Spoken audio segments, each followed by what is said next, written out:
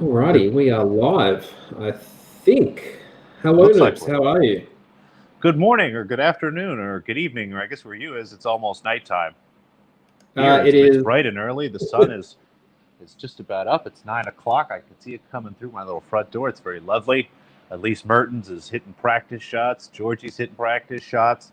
We'll try not to talk about our Martic bet too much, but besides that, everything's great. Now, for those who are following along, we thought we've cut this fine because the players are warming up, but we thought we'd do a live stream of Giorgi versus Mertens. Please don't ask in the chat about putting the stream up. We can't do it, so we're trying to be creative with ways that we can kind of keep some sort of score up on the screen so we can kind of talk as we go along. Dangerous territory, isn't it? That we're both on the same selection here. This doesn't always end well, but we'll see how we go. The good news is the market has joined us here, thankfully, which is usually a good sign. Just a little bit, actually. Actually, no, now that I'm looking at it. So I'm looking right now at Odds Portal.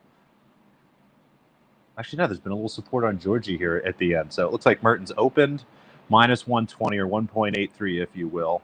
And then got some support, got up to almost minus 130. 1.78, if you will, 1.77, and now is all the way back down to, I'm seeing minus 114 at Pinnacle. Now still the favorite, but Giorgi now down to plus 102 or 2.02 after opening in like the 2.1 range. So not a ton of movement, but some support for Giorgi. I guess people are loving the red line tennis. Now, what price did you end up getting?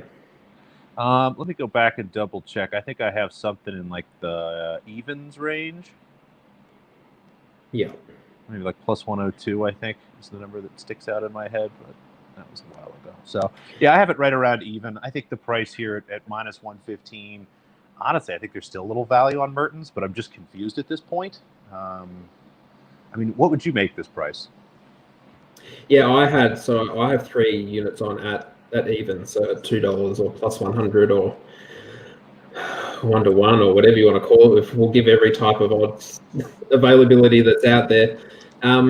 Yeah, I mean, I was a little surprised with this one, mainly because I thought that Mertens would be. I feel like this is a better matchup for Mertens than we've seen her have over the last week with Sasnovich and then Paolini in round 1. I just think she plays a little bit better against those players that can hit with a bit more pace. I'd rather her be serving first here, if I'm completely honest. But we will see what unfolds. I mean, when you look through at the other players that had pretty long weeks last week, in particular in Palermo, that not many of them have really backed up with any great success. So hopefully Giorgi can kind of follow in those footsteps a little bit, which would be nice. Yeah, I think it will. Like you said, I think, again, it's we'll see if Giorgi just redlines again today. But Mertens, to me, has a much more complete game. Starting out here, it looks like we're at 15-15. Giorgi trying to sneak one in down the line there and just popped it out. So, again, she's already trying to paint corners and stuff. So this should be fun. So you have the advantage of having video, which I don't have. So I'm going to be about 4 points ahead on the on the scores that are coming up on our screen. How do both players look early? They look kind of ready. They look ready to go. Maybe a little hesitant. I mean, they're both. It seems, looking at each other's faces, it looks like they're just kind of warming up and starting to play tennis. I don't think anyone's starting to really try anything crazy yet, but. Mertens looks good. She looks ready. She seems to be in the right spots for where Giorgi's serving. So far, so good for her. Giorgi hasn't double faulted yet, which is always good. Oh, there we go. Now, I know, again, you're ahead at this point, but 30-30, really nice backhand by Mertens to kind of put Giorgi in a bad spot. Giorgi just not moving her feet, gets the second serve in, and just doesn't really get back to the center and ends up basically almost falling over as she hits it into the net here. Alrighty, how have you found the other matches that have unfolded today? So obviously, I think we were both on Pliskova, which was disappointing as an understatement, and I obviously made my peace with my decision a little bit earlier this evening. I know that Martic did have an injury timeout for an ankle issue, and there were some other things that kind of popped up along the way, but it was very one-sided, and not in a good way. I'll have to go back and rewatch that one, but like you said, it's just surprising to me that Kristina Pliskova continues to play so well, and maybe she's playing well, maybe her opponents are not playing well. Like you said, Martic seems to maybe be carrying some injuries.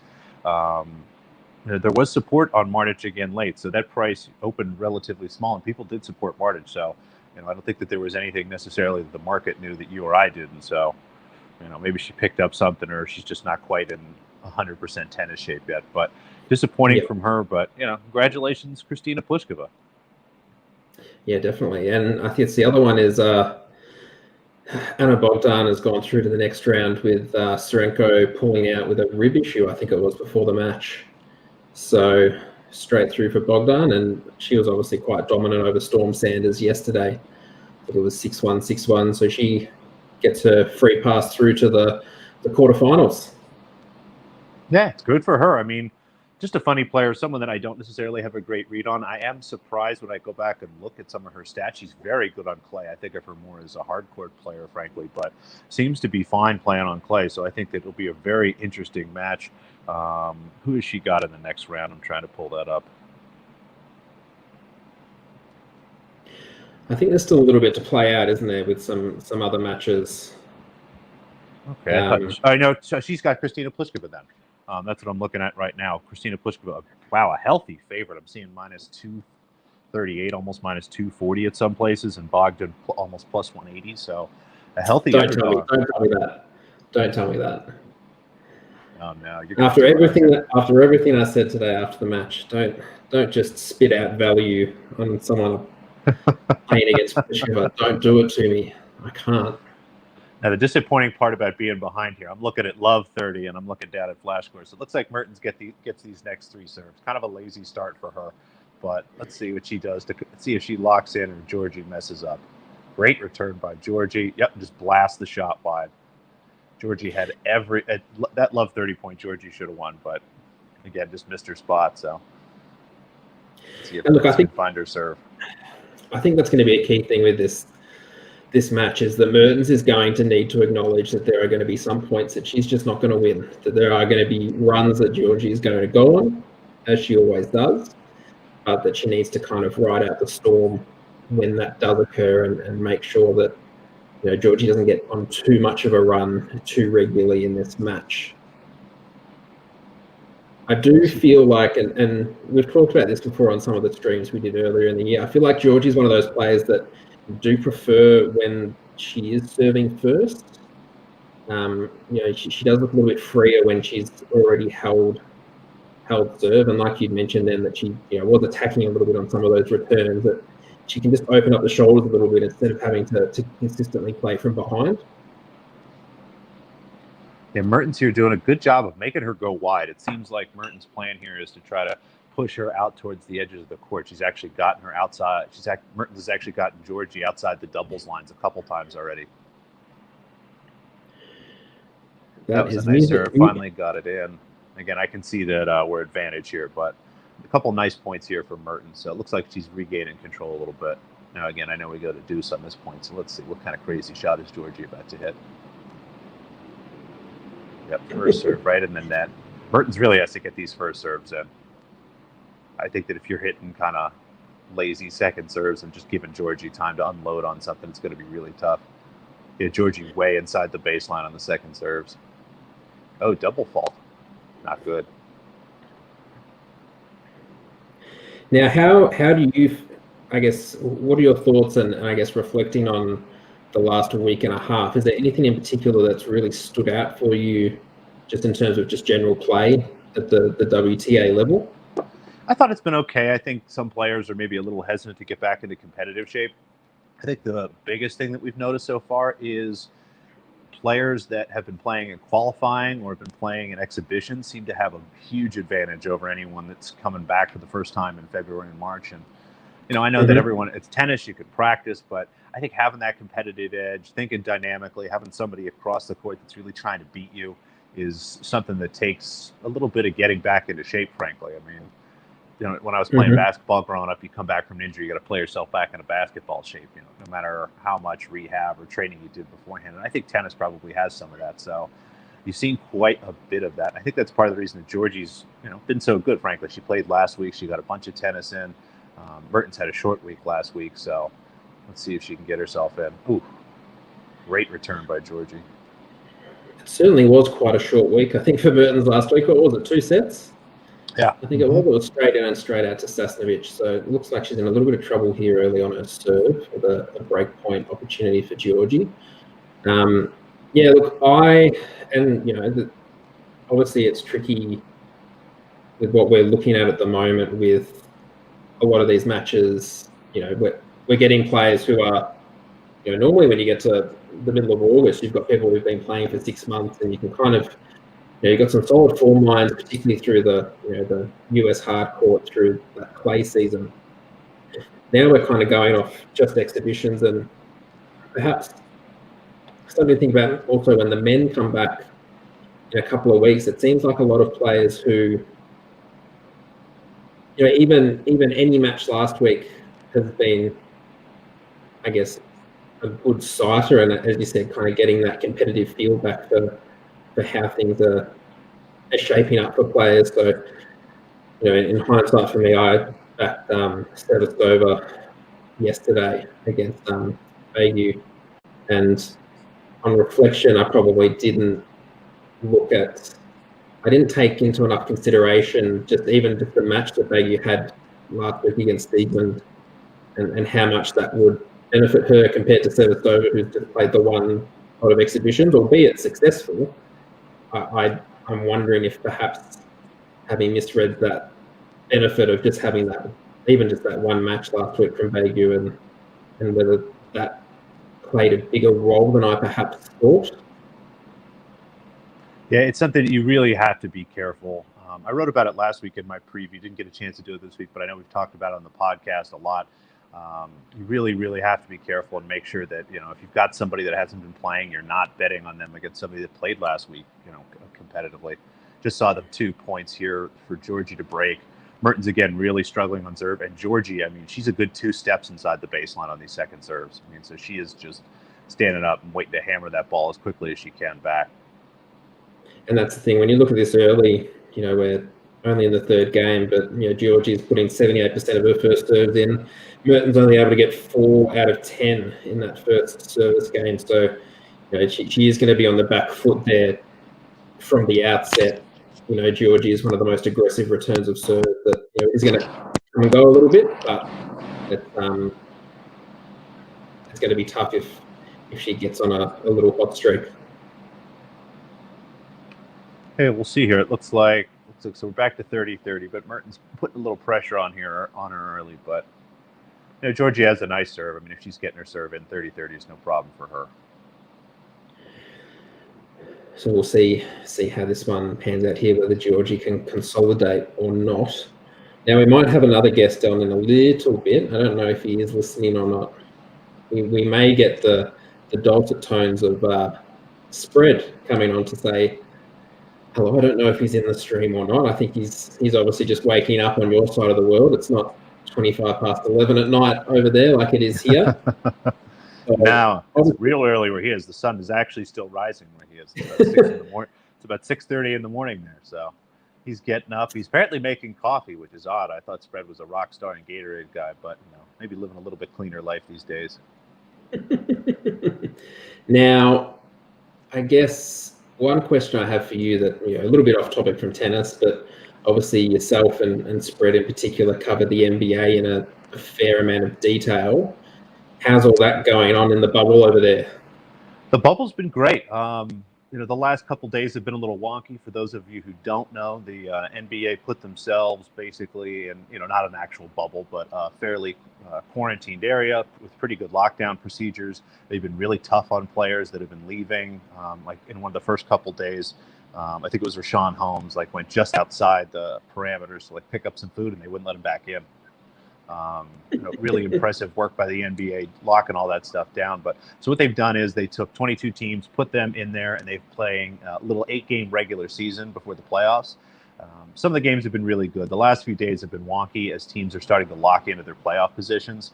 The Milwaukee Bucks, for example, haven't had a reason to win a basketball game for a week at this point. So you have a lot of teams that are starting to settle in, and they're being real honest with themselves. Do we want to try to win this game for no particular reason, or keep everybody healthy, maybe kind of keep them on the bench? But the games that we have watched have been absolutely incredible. The teams that are trying hard, you watch the Suns, the Spurs, the Portland Trail Blazers have all been spectacular in the West.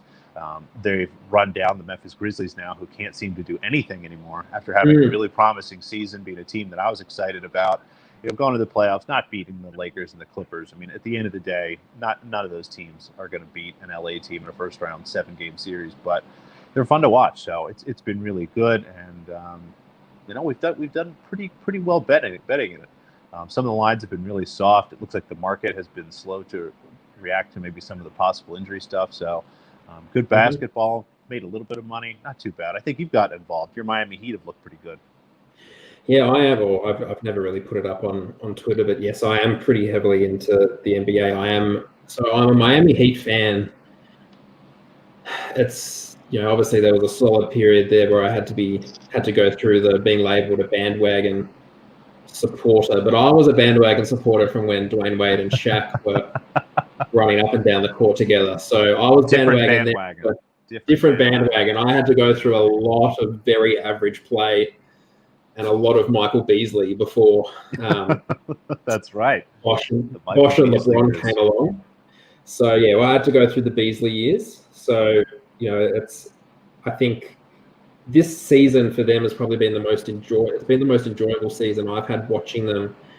Obviously they won those championships, but it's one of those weird ones. Like when you go into when they had the big three and you look and you watch every match, like they're just expected to win every match, and it just felt like I kind of enjoy it now when you watch this current Heat team when they come into a match as underdogs, and they're a very, very solid team, kind of from top to bottom. So it'd be interesting to see what they can do. But I'm just seeing there's a couple of comments in here, and I think this is something that yourself and myself might have been on yesterday. We've got Portland -3. Yeah, I had 3.5. They ended up winning by 3. But to circle back to the match just a second there, watching the last 2 points, Mertens breaks back. Giorgi looks like she might be starting to unravel just a little bit. Double fault, and then a pretty easy forehand she would normally hit, again, kind of wide out. So we'll keep an eye on her and her general condition. But it looks like Mertens is fighting back. Hopefully she can hold here and consolidate. But yeah, Portland -3.5 was really rough.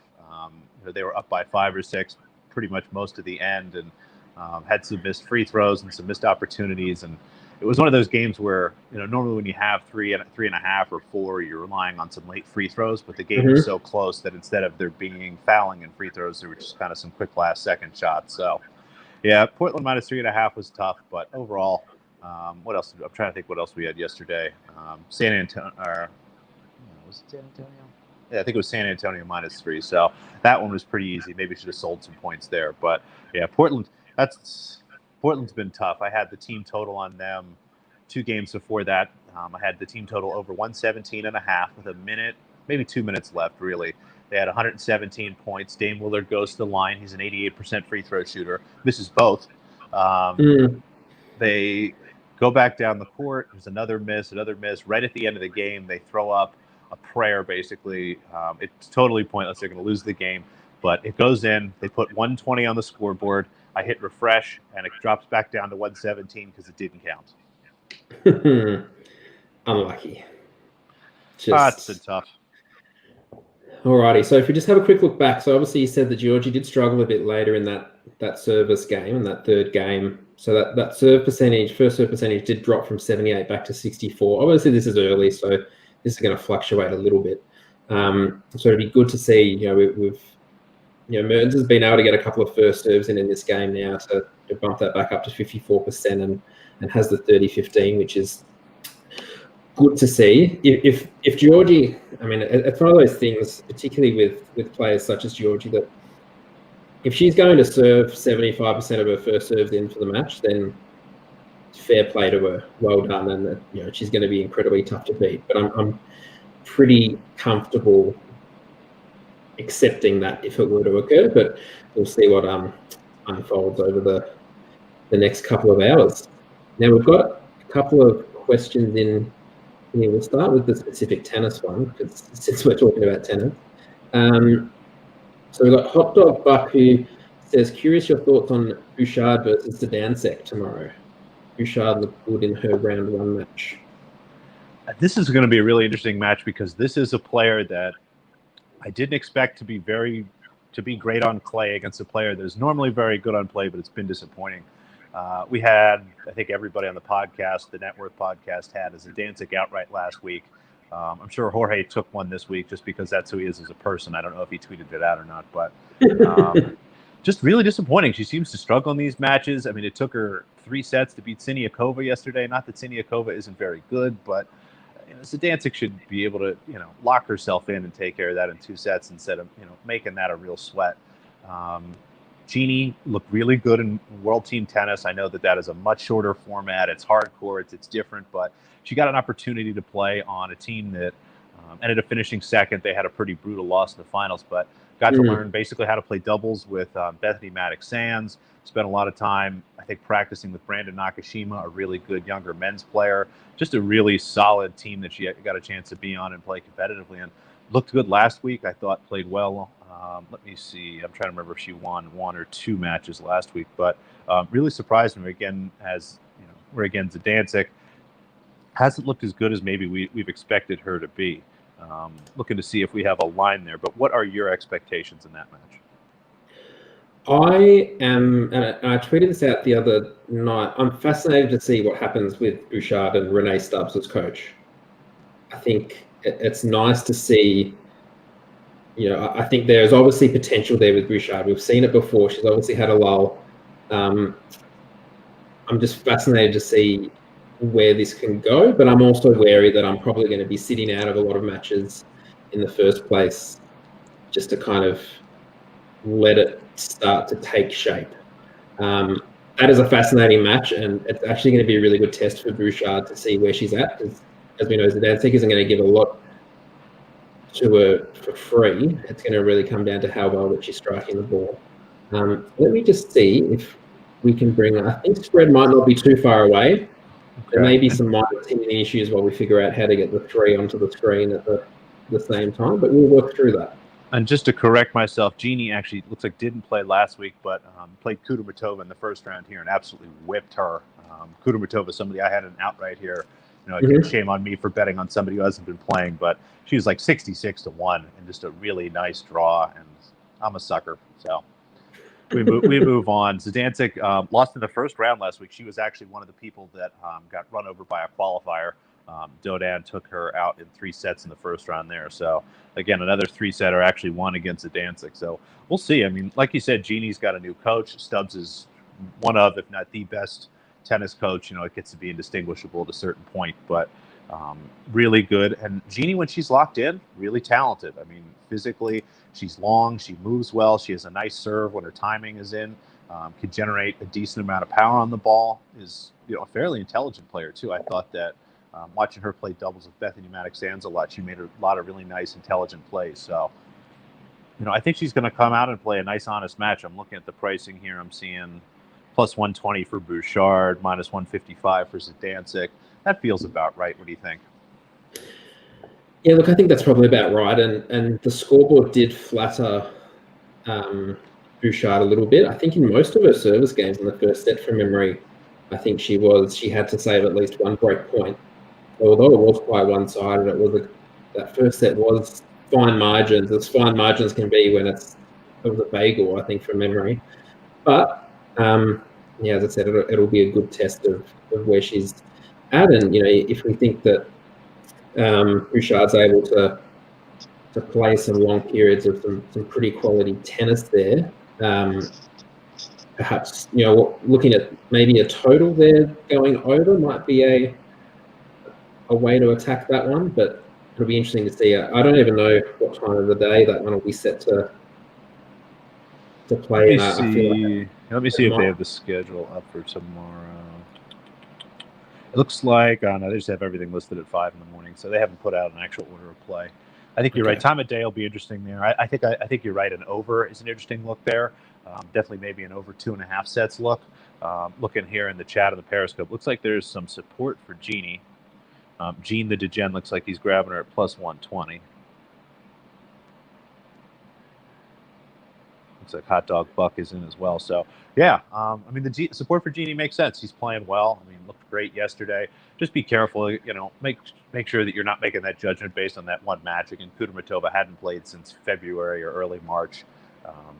And then again, it's just one match. Dancing is a really good clay player. When she's at her best, she's just phenomenal on the surface, but hasn't been her best yet. So we'll see how it goes.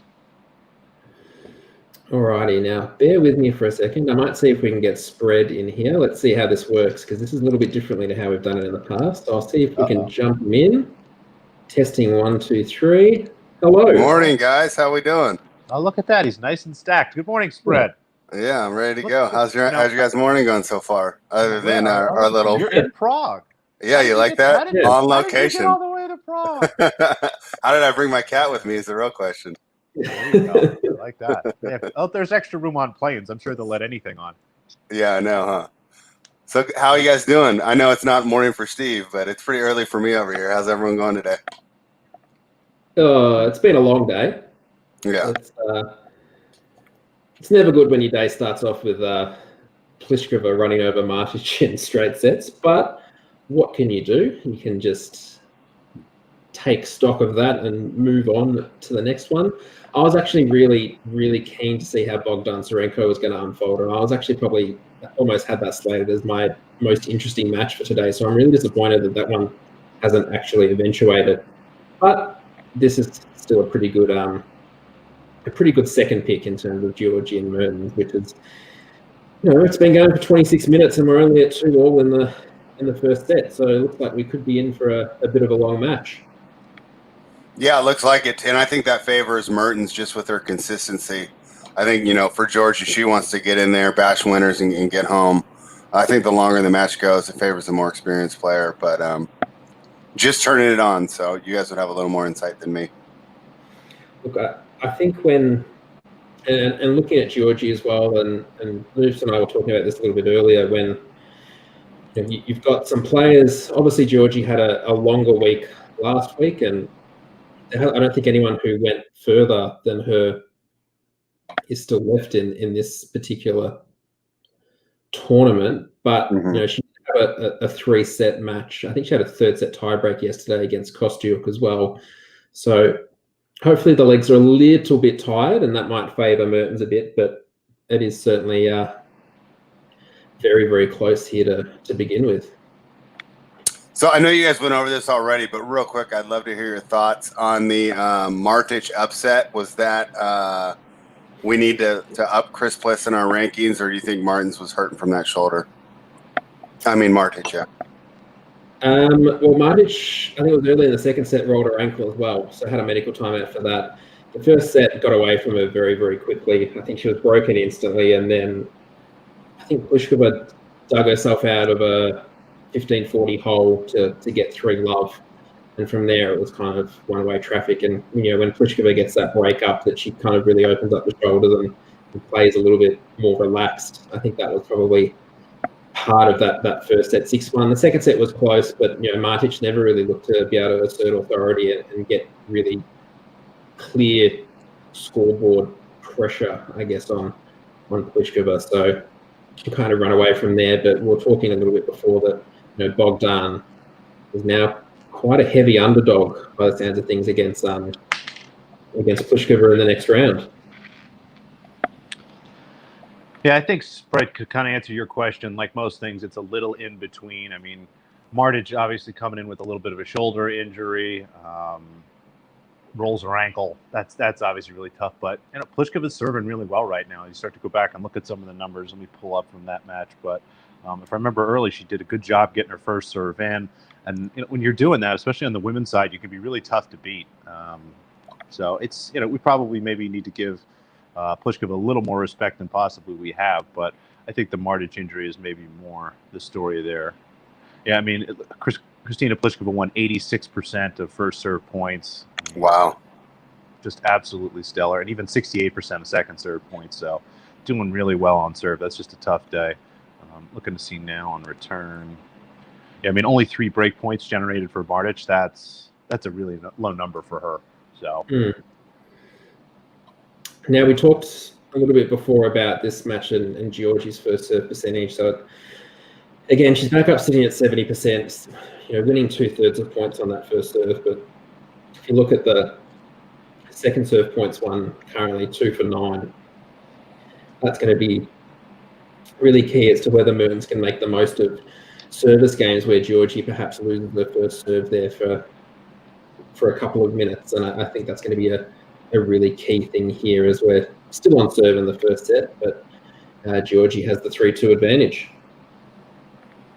Yeah, Mertens starting to look a little exasperated here. I'm just looking right now. It looks like this is the deuce just before I imagine Giorgi gets 2 holds. So it's always fun being behind. It's instant replay, guys. Are you watching, Spread? Yeah, I must be a little ahead of you today, so because they've already went to commercial for me.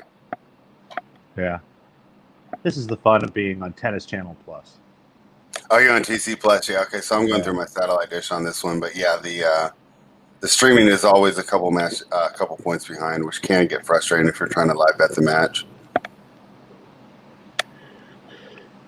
Alrighty. Now, I don't know if you guys heard. Did you hear about I think the Australian Open came out today with the news of their biosecurity bubble they're working on for December, January. I saw that. I didn't click on that, but did you get a chance to read that? Can you break it down? It looks like they're going to have lots of bubbles, multiple bubbles. Basically, by the sounds of things, they're going to have an option A, B, C, D, and E. So there's a whole lot of different ways that they can go about it, ranging from, well, option E is that it doesn't take place. But by the sounds of things, there's the potential for the tournament to move to either March or perhaps even, I think, September, October next year if it was completely necessary. But by the sounds of things, their plan is to have this bubble. I think basically it's going to open up, I think it's in mid-December, where players, instead of having to sit in a hotel and quarantine, it's going to be basically a big kind of area where they'll still be able to practice and they'll still be able to do, I guess, similar to like the NBA is doing at the moment, and then be able to transfer people from that bubble to, say, Melbourne Park, for example. So it sounds like they've got a bit more flexibility and they're trying to kind of lock down some big areas within Australia to be able to let these people come in and still continue their pre-season or practice or whatever it is that they want to do while they go through their quarantine period as such before they can start these tournaments, which will either have a little bit of crowd, a lot of crowd, or no crowd at all. So I think they're just trying to be flexible and have as many options there for when the time comes, because it's been 7 months now, basically, since we were doing these streams at the Australian Open. Right, and back then we were worried about the fires, right? So I mean, just been overall, it's been tough for tennis fans, especially for you guys down there in Australia.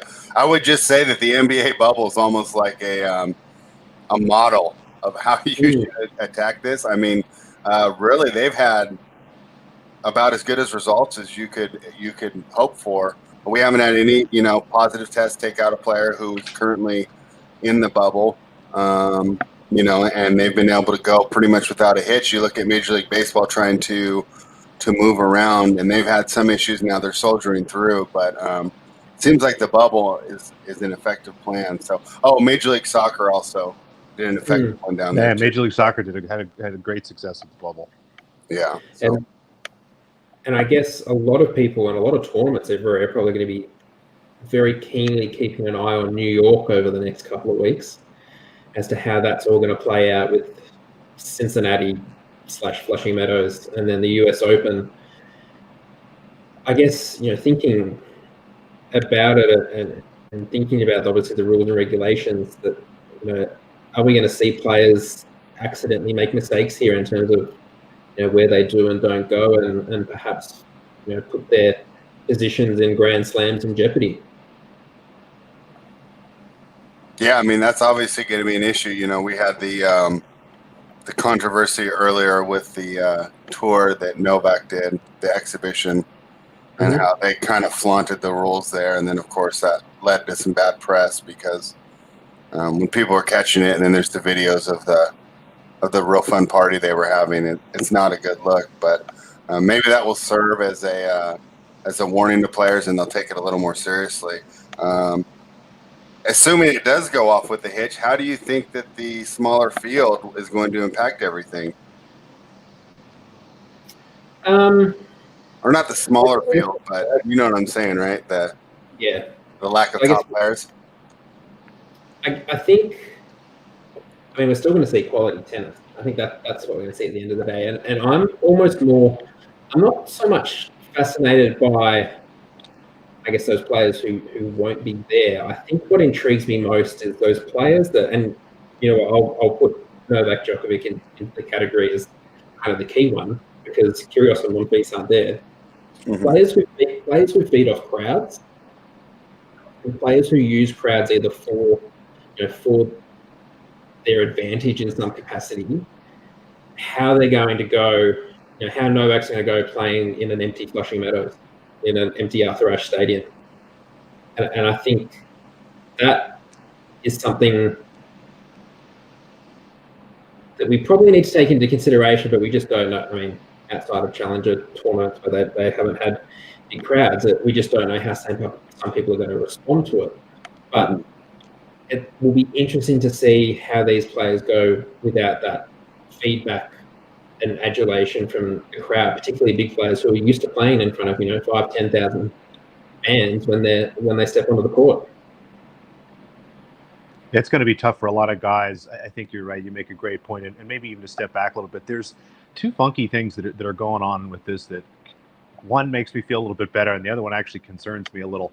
The first being that all these players, kind of maybe playing hardball at first, saying they're not going to show up. It seems like more and more players are in North America. When you start to look at the field in Lexington, there was a couple names that I was surprised to see there. So I'm going to be curious to see and it also seems more and more players are signing up for whatever we're calling Cincinnati right now. So the Cincinnati Flushing Meadows. Yeah. So I don't think that players necessarily are going to maybe be as cautious as we think at first. It seems to be as you get closer and closer to these events, and maybe they start to think about the money a little bit. I mean, at first, Naomi Osaka said she wasn't going to play in the U.S. Open, and now she's back in.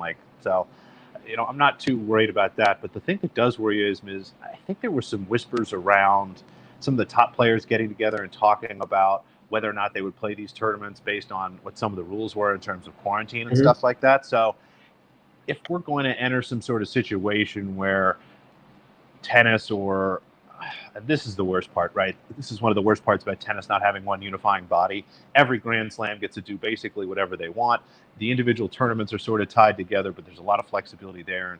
And if Grand Slams are really going to take kind of a laissez-faire approach and let these guys, break the rules, if they're not going to do what the NBA did, what Major League Soccer did, and really be tight, really, keep these rules down and keep these players from getting sick, I think this could get kind of ugly quick. So I hope that they do take the time and do the right thing and really try to force these players. But I'm a little more optimistic about what the fields might look like because, again, as we get closer and closer to these events, you see more and more players getting wild cards and goofy things like that. So we'll see. But once they get to actually playing tennis, I think you're right. Some of the bigger players, and it's funny, I don't notice it as much maybe on the women's side. I don't know how Serena will do playing in front of no fans, but when you watch Federer, when you watch Novak specifically, they seem to really take energy from the crowd.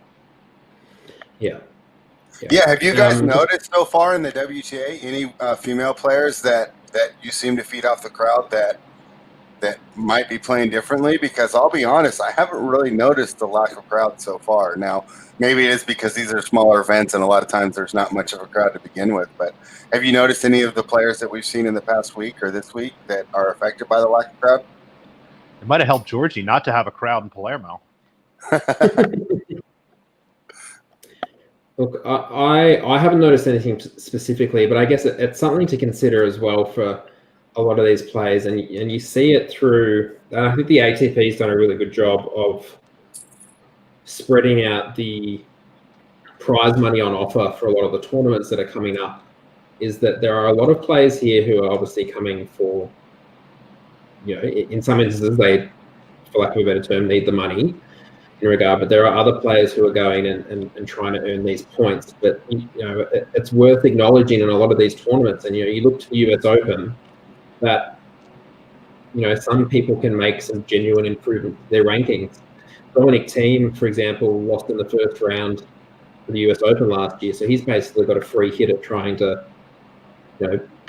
move his way up from a ranking standpoint here, whereas Andrew Escu or a Serena Williams, who both made the final last year, there's obviously the financial incentive and the trophy at the end of it, but motivations might be a little bit different from player to player at the moment. I think, like you said, Spread, these are smaller events, so there is maybe less of a crowd here, and I think given, frankly, the diversity of the players, I don't know that if a lot of players do get support week to week at some of these smaller events. It's funny, the more I think about it, it's harder for me to come up with an example of a WTA player that does really play off the energy of the crowd. Do you have any examples? Like Putin-Sava would be one that I would think right off the bat. That's true. She likes people booing her. Yeah, It did seem to phase her yesterday against Tomljanovic. Now, what's going on with your girl? She got smoked. By the way, you're responsible, Steve, for every person in Australia. So Okay. please defend Alya Tomljanovic, because from what I understand, she's got an Australian flag next to her name. So let us know what happened. Yeah. I'm not sure, because there were articles about how active she'd been during the suspension period in terms of playing tennis and trying to find that rhythm in her game and find the consistency, and then all of a sudden you blink and she's down a set to Putin-Sava and couldn't really find her way back into it. So I'm not really sure what happened there.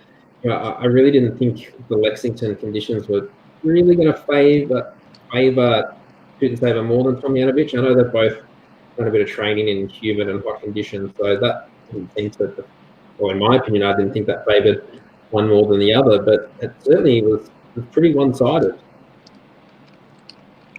It certainly looked like one-way traffic. My over didn't do so hot there, but good to see Putin-Sava playing well. She didn't really, I was looking back, she didn't play any exhibition events or anything like that, so I was surprised. I thought that she would be out trying to play, but looked okay this week, so we'll see how she's doing. Do we know who she has next? If you just hold for a second, I'll just get that one. Oh, she's got Teichmann. That should be fun. I know Teichmann's not their best on hard courts, but that should be fun. Watching the two of them run around each other. Teichmann was, she did quite well in round one against Kalinskaya. That ended up being in straight sets, didn't it? So, look, it'll be an interesting one, but I think, let me just get the odds up here, that Putin-Sava is a pretty clear favourite in that one, which is probably deservedly so based on past form. Yeah, that makes sense to me. I'm looking right now. You're right. Yeah. Putin-Sava minus 233, Teichmann plus 173. That makes sense to me. Yeah. Now, this is starting to look a little bit like a key game here, this seventh game of Giorgi and Mertens. We've gone back and forth. That's 3 game points now that Giorgi hasn't been able to convert. If we just have a quick look at the stats, that first serve percentage is another one. 60%. She's won 3 of 17 points on that second serve. So, look, do you have unforced errors on there in the stats? That's probably asking a bit much at flash score at the moment. Oh, okay. Unfortunately. Yeah, I wasn't sure. I didn't know whether or not they were crediting him. I see that Mertens making errors, but a lot of times Giorgi's getting incredible depth on her ground strokes here and controlling court positions on the points that she's winning. I wasn't sure if the scorer was crediting those unforced errors or not, but I've been impressed with her ability to kind of control court position so far.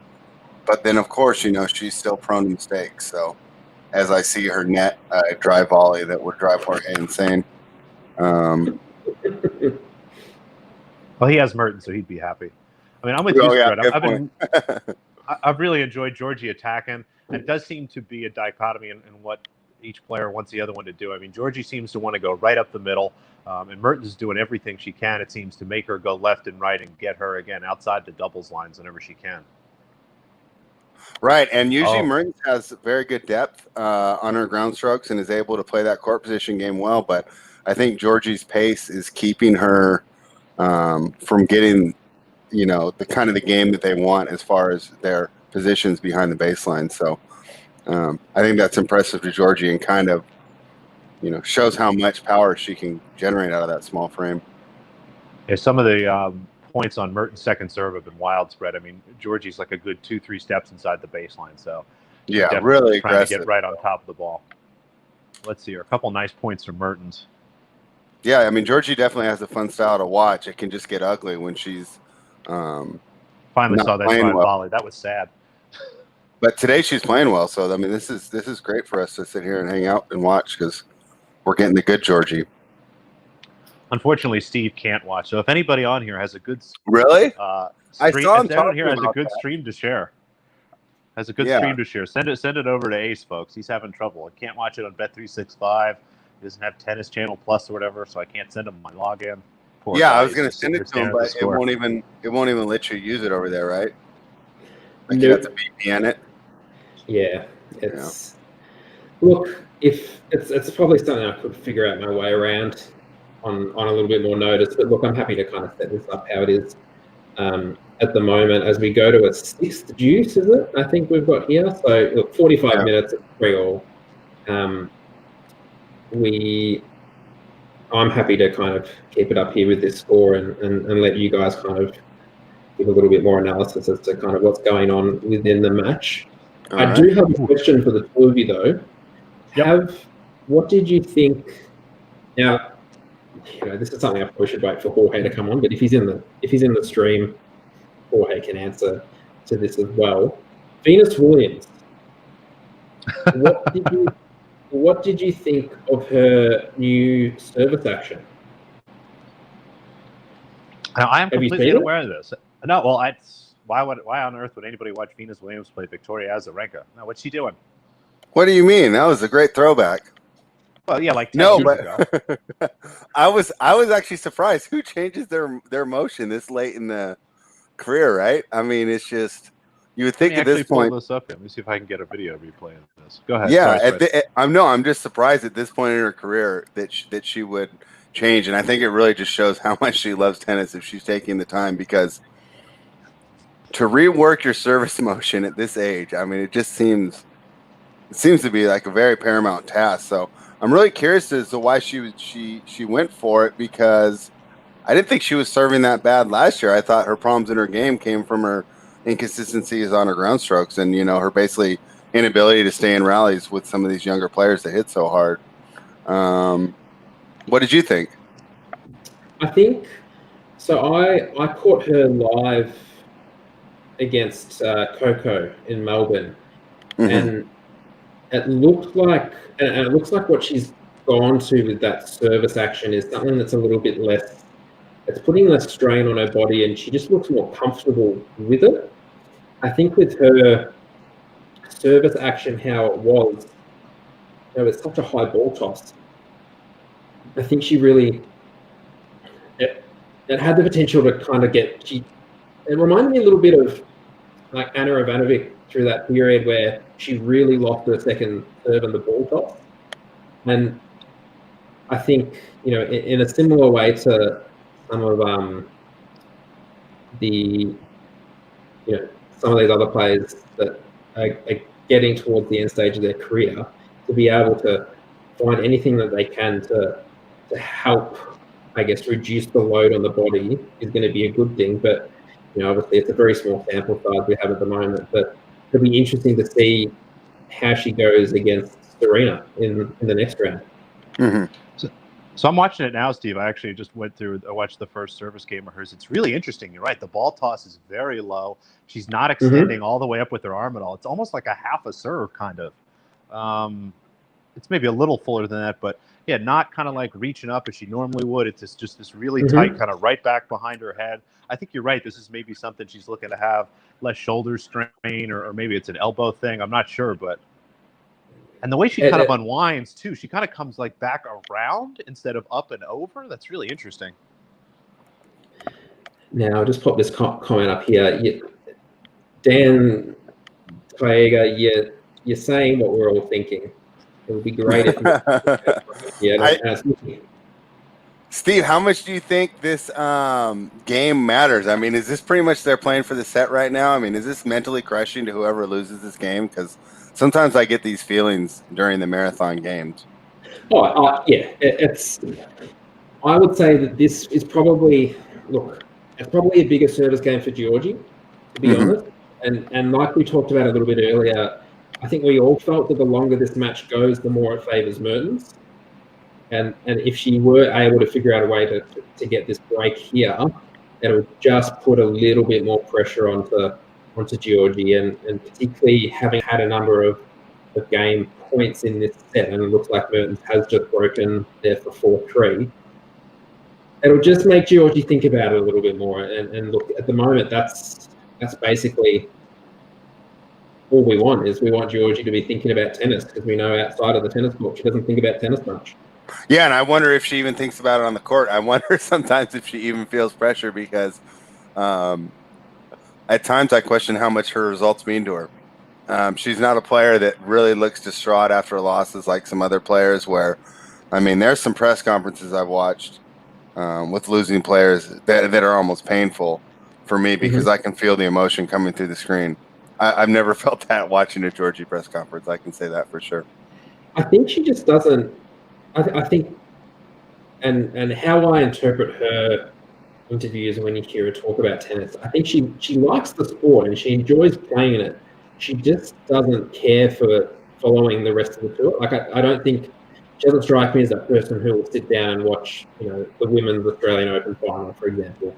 I don't think she's sitting down there and studying tape to the extent, because I think she knows with her game that in a lot of instances she's going to be dictating quite a bit in a lot of her matches, but it just doesn't strike me as I don't think she spends a lot of time looking at the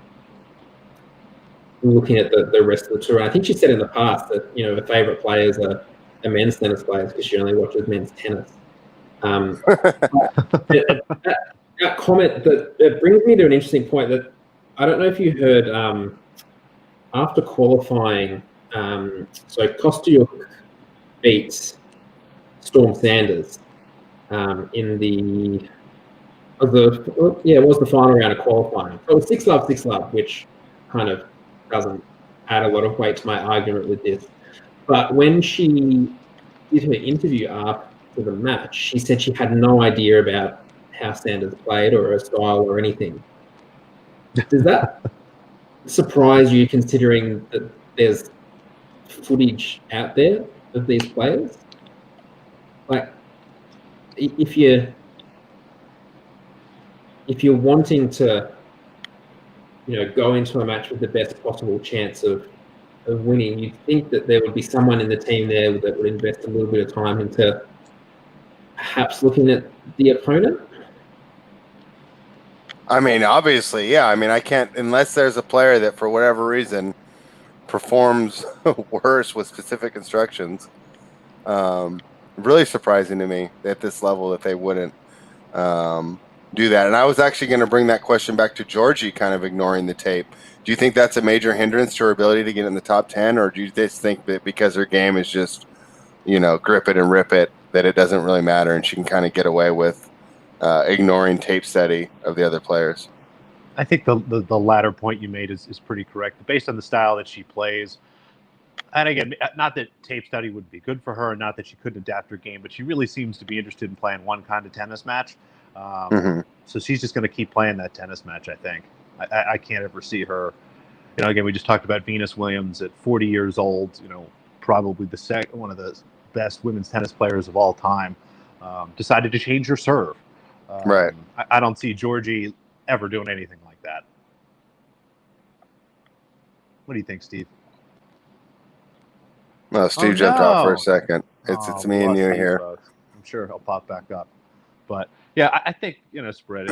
It's tough. I mean, that's so bizarre that you wouldn't even try to watch the matches. I guess in a situation like Bogdan Sanders, Bogdan's rank is so much higher, she just assumes she's going to go out. And maybe that's part of it, right? Some of these athletes are overly self-confident, I would assume. And they just think, well, I don't really care. I don't need to know what she's going to do. I'm going to come out and play my game and win anyway. Yeah. Obviously, it worked well for her, but... And I've heard of boxers doing that, but that made a little more sense to me just off the fear factor, as if you're going to go fight a guy and you watch videos of him just knocking people out left and right. It might not be the best for your confidence, but for a tennis player, it doesn't seem to have any drawback at all to be aware of your opponent's strengths and weaknesses. So really surprised that that she's gone that route, and that having a father in her life like she does, that he hasn't at some point got her to jump on board there, because he seems to be a pretty strong figure in her life and all about tennis. So yeah, you watch Giorgi. I mean, she's got all the skills in the world. I mean, with a little practice, with a little more thought, maybe she could be a really good player, like a top 10, top 15 player, maybe even a contender at something like the U.S. Open or something like that. I mean, if she ever really worked at it, I think her game would actually be fantastic for Wimbledon. But yeah, I was going to ask. There's all sorts of study there. Game is the best for grass.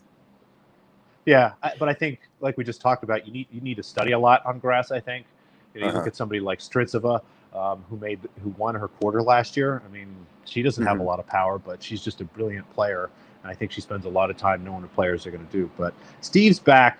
How you doing, buddy? Everything okay? Yeah, good. It's just obviously my internet decided that it was just after midnight and it didn't want to work anymore, so I've just flipped a couple of things around, and we are good to continue. It looks like since my internet cut out that Giorgi hasn't won a point, so that's nice. That's what we want to see. Really smooth hole for Mertens. Yeah, which is good. I think Giorgi, she had a chance a couple of years ago at Wimbledon, because I can remember, and the reason I know this is because that I backed her to win this match. It was she played Serena. It was a couple of years ago. I must have been at a quarterfinal or a fourth round. It was late into the tournament, and I think she was up a set and maybe had break points or was up a break in the second set. And then just everything just fell to pieces. Yeah, and maybe a player like Serena ignoring the tape and ignoring her aura, would be an advantage. Yeah. But I think that's the rare instance in which it would help. Yeah, Giorgi has what you need to beat Serena, which is just kind of that cold-blooded, like, I'm going to come out, and if I play my best, I'm going to win. If I don't, oh, well, that's just fine. I mean, she has no problem smashing the ball at Serena as hard as she can.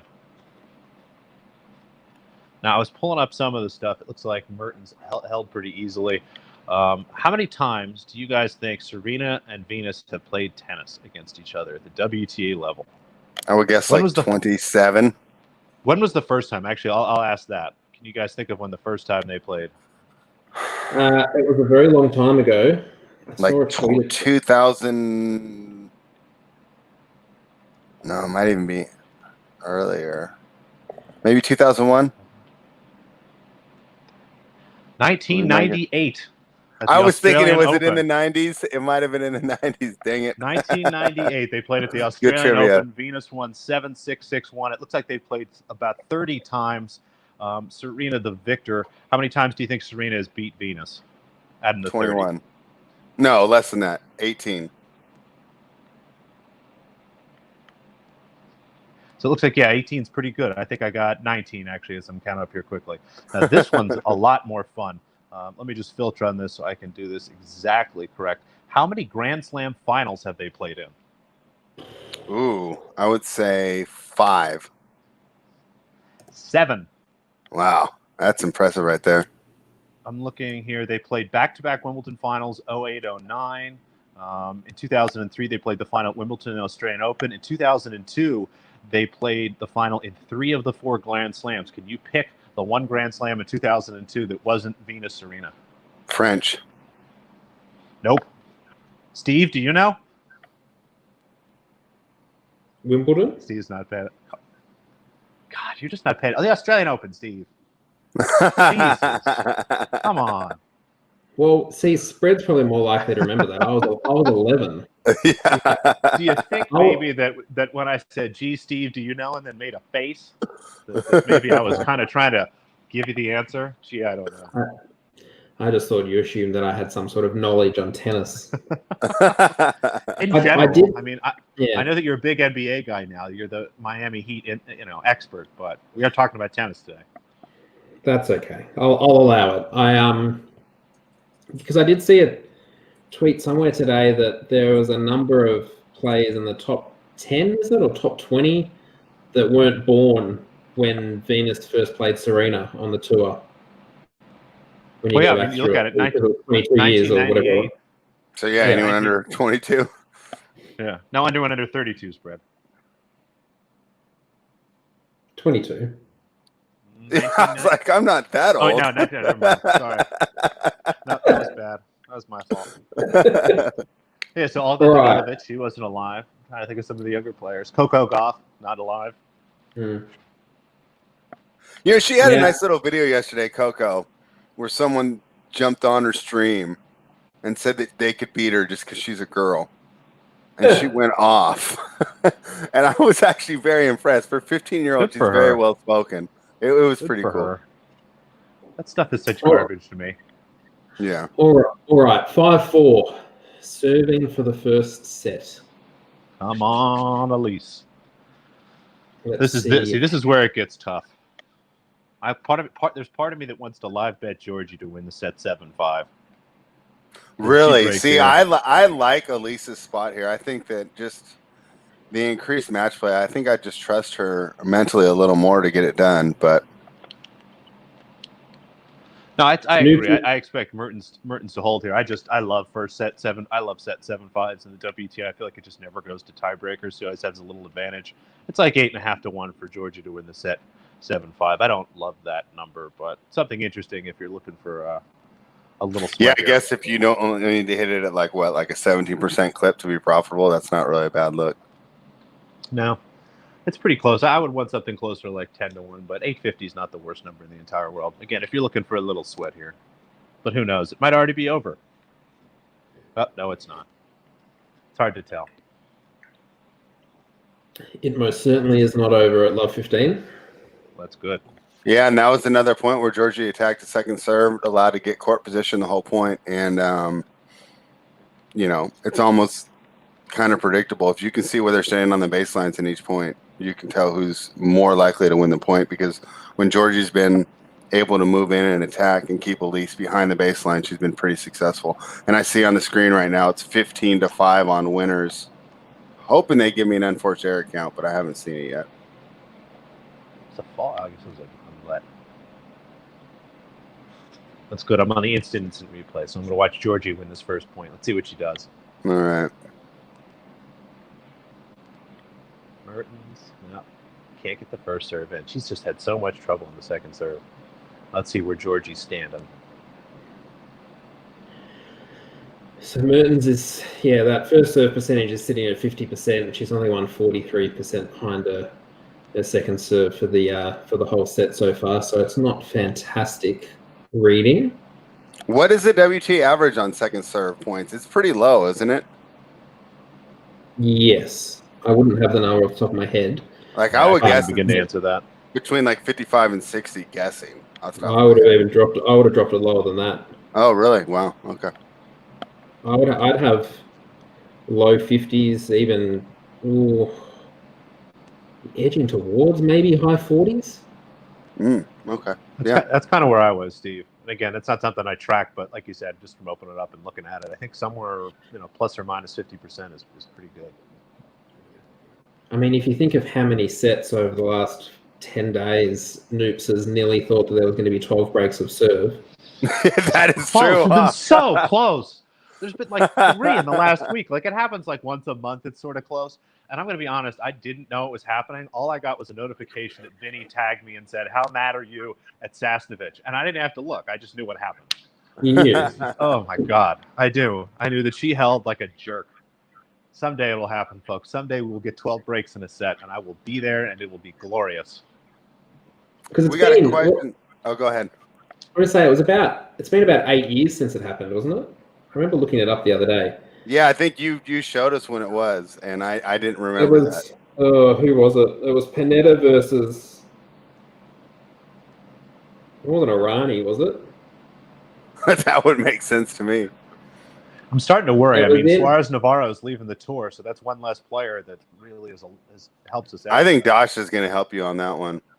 Oh, Dasha She might have the CSN worst is- second serve I've seen. Dasha CSN's up there for sure. So not to give you too many spoilers, Noobs, but Mertens has won the first set. Very well played service game there, held off the pressure, and coax those areas out of Giorgi, which is pretty much the strategy if you're Elise, right? Is just keep the ball in play, use the angles like Steve mentioned earlier, and then, force her to make mistakes, and she was able to do that. So let's see, though, because Giorgi's playing well. I wouldn't necessarily, No, she's count out never a out red of line these. Giorgi set. A great question, especially I think would love to hear Steve's opinion on this. Lonnie Kung. Oh, there it is. What do you think? You and Noops, what do you guys think about her? I'm looking through right now. I'm trying to see. Is she still alive in Prague? I think she's in Prague. Yeah. So she She's got lost Begu in tomorrow. Yeah. So she came in. Did she come in as a lucky loser in the end? Yeah, I'm pulling that up right now. She made Yeah, the. it looks like she is. She lost to Hua Hin. Sharif. Yeah, she made the Hua Hin final on the hard court before the COVID suspension. Mm-hmm. I think is that the one that Lynette won? I just remember talking about it. That's the one that Svitolina went to and lost very early. I think it was. Yeah, Kung Lynette versus won the Lynette. final there. Yep. So she did find that form beforehand, but I just didn't. I mean, she's obviously going to keep developing and keep improving, but I'm not. I mean, I'm not going to get involved in her price tomorrow against Begu, who wiped Sevasta off the court. She is one to watch. I'm still trying to figure out kind of where she fits on the clay. I think we've got a bit of a clearer picture of where she sits on hard court based on how she started this year. But yeah, she's certainly one to watch, and I think that's the advantage with some of these tournaments is we're going to get some of these players that we can keep an eye on and start to gauge, where they fit, and it's going to happen as well at the Challenger. So I think there's the men's Challenger in Prague. Does that kick off next week, which should be good to see some of these other players coming, apart from the fact that Stan Wawrinka has been given a wild card into a Challenger. It'll be interesting to see some of these players try and really establish themselves with a free hit at some ranking points over the latter part of the year if they're able to attend these tournaments. I hope I answered that question. Yeah, no, I think you did well. Another quick question: why Mertens insists on using the serve to the forehand of Giorgi? A lot of times, as I would think that I always felt it was easier to go to the forehand side. And if she feels like she's having problems with her service consistency and she doesn't want to get to that second serve, rather than going for the strategy of attacking the backhand, she's just going for the serve that she feels is higher percentage. And that would be my guess. Obviously, I don't know, but from my experience, a lot of times when I wasn't serving well, I would go a lot of times wide on the deuce side and down the middle on the ad side. So my guess is maybe she's not feeling like 100% that her serve is with her today. 62-minute first set. Wow. It's an interesting one, that question around the serving to the forehand, because I think in general rallying, I think Giorgi, when the ball sits up on her forehand, it is probably her biggest weapon. But if you can kind of slide a serve into that forehand and kind of, if you get a bit of angle on it and get the ball a little bit moving away from her a little bit as well, it can kind of generate some more errors. So I don't see it as a particularly bad move from Mertens to consistently target it. But it'll be interesting to see if she kind of persists with that through the second set. So I think is the idea there that you're saying is that you can basically get her to force errors because she's going to go for it anyways. So if you give her a shot that is tougher to make, she's going to go for the tough shot anyways. Yeah, and look, it's really hard for me to make a comment on this because I can't see the actual match here that you guys can. But is in a lot of these serves that are going to the that are going out to the forehand, are they? Is Giorgi hitting kind of down the line and missing wide at times? Yeah, and she's missing long a lot too, which makes me think that, like you said, the ball isn't going as high as much, and she's kind of sailing it. Trying to generate the power, but not getting the topspin that she wants. Yeah, because that's obviously something as well, as if you can slide it away, and if she catches it just a little bit late, that she can find herself leaving it. If she's trying to hit down the line, that she can hit it a little bit wide there. It looks like we may have lost Noops there for a second, so we'll see if we can get him back on. Now, Spread, I was having a chat to Noops before about the NBA. Obviously, it's back in the bubble. Mm-hmm. And I've seen you've had quite a successful start to bubble life at the NBA on your plays. How have you found things so far? I was really nervous approaching it because it's unprecedented. The situation we were going in, but I felt like as soon as it started up and it wasn't as volatile as maybe I would have expected, and then a lot of the analysis that I had before the shutdown still applied, and that the model was still kicking out good results. I felt a lot more comfortable as it's gone along. And then one thing I was worried about, obviously, was people just getting knocked out with COVID and disappearing at random times, and that hasn't happened. So, yeah, I've enjoyed it, and I think it's been a great example of how we can have sports safely as long as we take the proper measures. And I think that's the thing, and it might be a little bit easier for a team sport such as the NBA to kind of keep everyone contained in one spot for that period of time. And I guess that's where, when a lot of people have thought that tennis might have been one of the first sports back, that you're thinking about all these people as kind of independent contractors coming to these tournaments. And it can be a little bit tricky kind of getting everyone.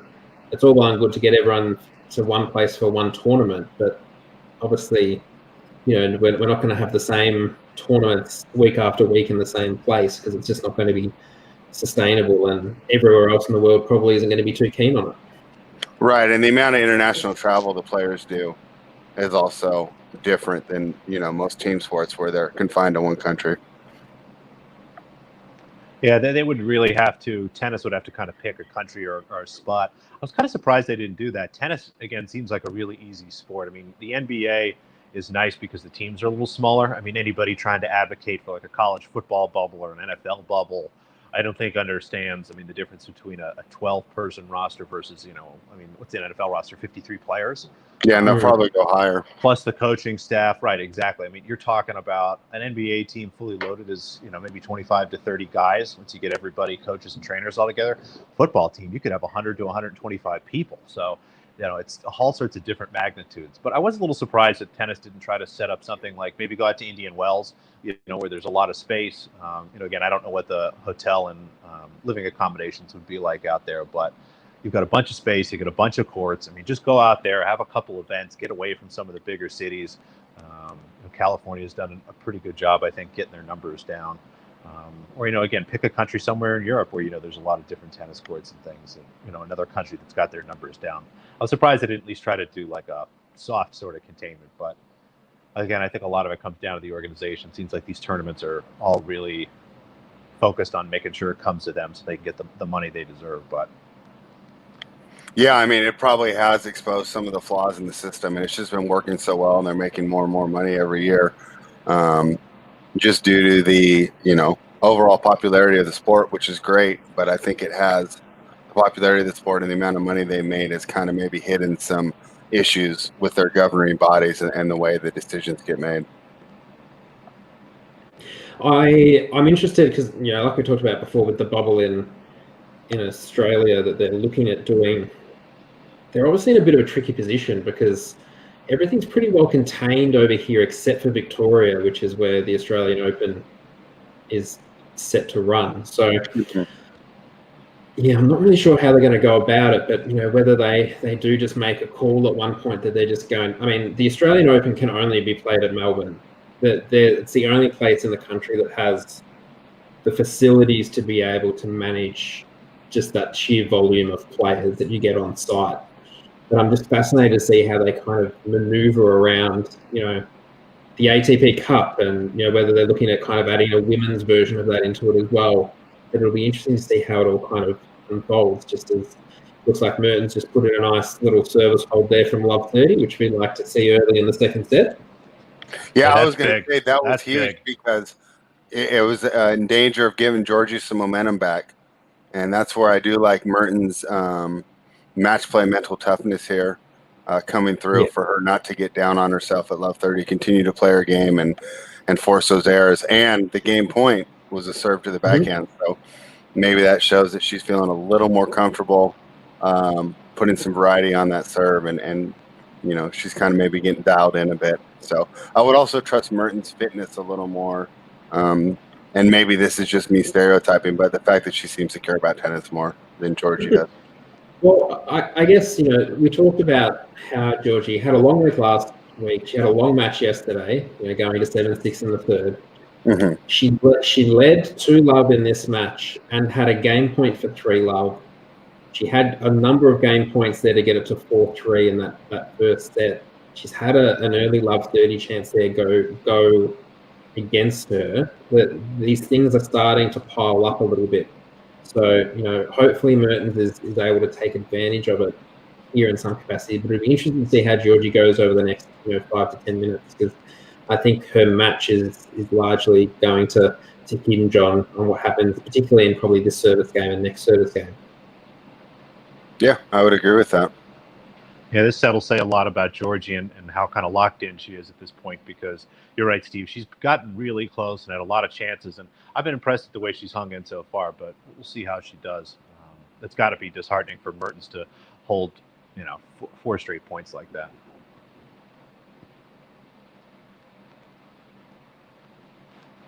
Kyle Bedford asks, what are the key stats you guys look at when deciding on a bet? So I always start with, I like hold break, and there's a lot of people that talk about whether you look at hold break percentage of games or you look at service points won, return points won. Both are really very good numbers. They just give you an idea of, so at the end of the day, if you're looking at someone that's holding and breaking, you add those two numbers together and it's more than 100%, you've got a good tennis player. Again, you do the same thing with the points exercise, you've got a good tennis player. I tend to prefer to look at games. I think that there's something to be said for actually completing a game versus just winning points. But there are people, I know Dan Weston specifically, somebody that you should be following if you're not, is a big proponent of using points. But I kind of start there and then, kind of work my way through different heads-to-heads and things like that. But Steve, what do you use from a numbers perspective?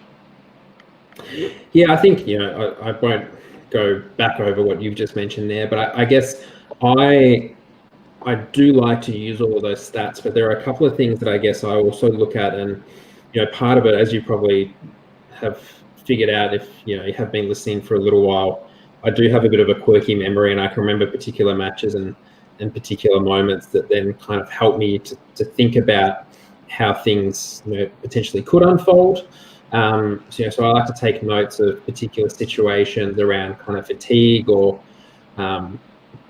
particular spots that may have been difficult for players that, if you were to quickly glance back over someone's recent form and, things that perhaps you would consider and carry more weight, that perhaps you could consider more as maybe an outlier or something that you just don't take into as much consideration. I think something that is also really important, and it's something that I've always wanted to figure out a way to track, and I haven't come up with a way to do it. Well, I feel like it will be something that will be quite time consuming. So a lot of it I do manually in particular situations, is looking at, when you go through stats of particular matches, one of the key things that comes out is obviously break point saves.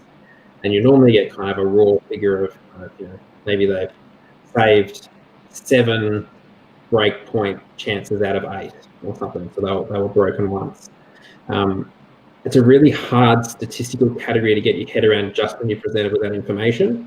For example, that they may have faced 1 break point every, across 8 different service games.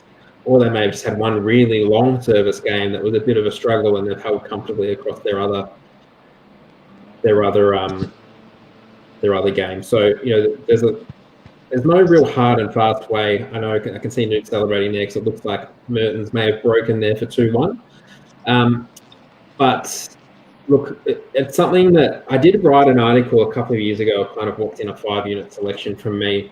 But I'm thinking of, and as we've kind of figured out here, if we can get the screen up and kind of chat through, it might be good to talk through some plays or how we kind of come to our conclusions on a couple of plays, maybe in the lead up to the US Open, if we can get some whole break stats up there and kind of talk things through it a bit more. Does that sound like something that might work for you guys? Definitely. Noops, I don't know if you saw it yet, but on the point that actually Mertens breaks on, even though she didn't win, Giorgi had a beautiful overhead from the baseline, which you would think would be easy, but a lot of players struggle with. And I was really impressed with their ability to get that deep there. Unfortunately, she'll fall short on when she has to slice a forehand, and that's where Mertens' variety kind of, gives her an edge. But just wanted to point that out. I was pretty impressed with her ability to hit that. Yeah. I think that was maybe the second one of those she's actually had this match. Mertens has been doing a kind of a good job. I mean, she's actually been kind of moonballing her a little bit. Doing a good job of getting her back, and she's had a couple of those, but she's taken her time. I think the drive volley at the net really kind of got in her head. But yeah, nice break there by Mertens. I wonder how. So what do you guys think at this point? I mean, Spread, you're watching the match. Do you think Giorgi continues to stay tight here, or could this get out of hand quickly? Do you think there's a chance we see like a Mertens 6-1, 6-2 kind of thing? No, I think Giorgi's got one more run left in her. So I definitely like where we're sitting with our play. I think Mertens will come through, but I don't think that she's going to roll. I think she's got one little red line left in her. She doesn't seem to be giving up. Mertens seems to be real crafty to force some of these errors. Just while we're just at the change of ends, a question here from Jacksville, 87 around the Australian Open. So will Sydney's tennis centre be able to hold the Australian Open? So yes, the centre court does have the roof, but I think from my understanding, I don't think there's enough courts to be able to facilitate a 128-person draw for the men's and the women's. And then once you add the doubles, the mixed, and the wheelchair events as well. But I think more of it comes down to the inability for them to be able to actually have that many players on site and utilising the facilities. So a lot of the tournaments, the tournaments that go through there are kind of 32, 48 player draws. So I just don't think they have enough of a capacity to be able to actually house enough people to be able to run a Grand Slam, from my understanding. And I think it's the same with Brisbane as well. As I was up there for the ATP Cup and the WTA Brisbane tournament, they just don't have enough courts. There's not enough hard courts where they could actually space it out and be able to have enough matches to play and to get through all the matches that are needed. Yeah, the housing thing, I think, is one of the biggest things that people underestimate. I mean, you got to put these people somewhere, and you have to feed them and, give them something to do. I think the NBA bubble's worked out is because they have had opportunities for those guys to, go do things. You've seen pictures of players like going fishing and stuff. So, they haven't just been locked in hotel rooms because they'll just go nuts. I mean, I think certain people won't even show up if that's the case. Yeah, and I guess, and my thinking initially with backup plans for Grand Slams is, I guess the US Open always had, in a way, Indian Wells as kind of a backup. It seems like it would have been a suitable place to have a bubble because it's kind of in the middle of, I don't want to say nowhere, but it's in the desert. It's the middle of nowhere. Yeah, it is. There's not really anything near Indian Wells besides Indian Wells. Well, that's the thing. And obviously that was the scene of, where the tour came to an abrupt halt. And I can tell you, I am so grateful that I made the decision not to go to Indian Wells because there was a point. There was a point in time doing that. There was a point in time late last year when I was kind of tossing up what I was doing, and I made the decision to go and do Brisbane before the Australian Open because I was considering coming to the US Open this year. Obviously, that's not happening now. But yeah, there was a point in time I thought I could maybe do a fly in, fly out Indian Wells kind of 1.5 week stint. And I feel like that just would have been so gutting to get there, get off the plane and find out that it's cancelled. Oh, yeah. You've been devastated. Because like we've just said, I don't feel like there would have been a week and a half's worth of activities that I could have done in Indian Wells to fill in the time without the tennis. Oh, no. Gone for a good drive. I'm trying to think, Spread, what is the biggest city near Indian Wells? I mean, Los Angeles, but it's like 2 hours away. I don't know if we want to switch continents, but we have a question about Lexington on the screen. Yeah. Oh, sorry. I'm always happy to throw a compliment up on the screen. Thank you for the compliment. Yeah. Glad to hear that some people think we're doing a good job here. Look, we're just trying to do something a little bit different, particularly around the tennis space. So hopefully people find it a little bit handy. Lexington. Are you guys keeping an eye on any of the Lexington matches tonight? And what are your thoughts on the Coco versus Sabalenka match in particular? I'm excited for that. That match is going to be a lot of fun. I thought Sabalenka looked good, but also, her truest mercurial self yesterday. Coco is another player that, hangs around and is tough. So if Sabalenka gives her space, I think she's definitely going to, keep that match tight. At the end of the day, if Sabalenka's playing well, I think that she's the much better player in that matchup. I'm going to pull up the odds here because it was kind of a funky opening price. They opened Sabalenka like minus 155 or, pretty close to like 165, if you will. It looks like Sabalenka's taking some money. She's at the 175. That feels just about right. What do you think about that number spread? Yeah, I think so. I think so too. I'm all over Sabalenka here. You know that we think that because of the media hype that Goff is probably the most overpriced player on the tour. Not that she's not good, not that she doesn't have great potential, not that she's not going to win, in my mind, probably multiple Grand Slams, like barring an injury or some sort of, personal life blow up a la Capriati. But I just think right now, because, ESPN has really raising the Coco Gauff flag as the next big thing, that she probably gets a little more credit for her potential than for her current play. How do you guys think that Goff will handle Sabalenka's power? Because I've heard multiple players say that it's the hardest player that hits on the tour, and that other than playing with men, you can't prepare for it. Do you think it'll be an issue for her, or do you think it'll be just fine? You go first, Nooks. I think it'll be an issue for her just as much as it is anyone. I think part of it, maybe a little more of an issue because she's a younger player and she just doesn't have the experience for it. But, I mean, at the end of the day, Coco sees the ball really well. She moves well. I haven't seen her really struggle against a lot of power players so far. But, like you said, Spread, I mean, if Sabalenka really does hit the ball much harder than everybody else, which is what I've heard and what, you see on the court a lot of times. I mean, when she is attacking the net and kind of gets that forehand going, I mean, there's no chance of anybody returning that. But what do you think, Steve? My opinion here might be slightly different to a number of other people's opinions, but you go back through Coco's 2020. So she's had 2 losses for the year. One was to Siegemann, and the other one was to Kennan at the Australian Open. Her wins have come against Kuzmova, big hitter, Venus Williams, big hitter at times, Castella, big hitter. That straight set win over Naomi Osaka at the Australian Open was phenomenal. Mind-boggling. Like, that was almost one of the performances of the tournament, you'd have to say. Mm-hmm. She was great. And then beat Dolhide in round 1 here yesterday. So I don't see pace of shot being an issue here for her. I actually think she's actually pretty good at absorbing pace and using it to her advantage. And I was pretty close to making a play on Coco to actually win this match against Sabalenka, just because Sabalenka was hit and miss yesterday against Bringle. And that match just shouldn't have gone to 3 sets. It just shouldn't have.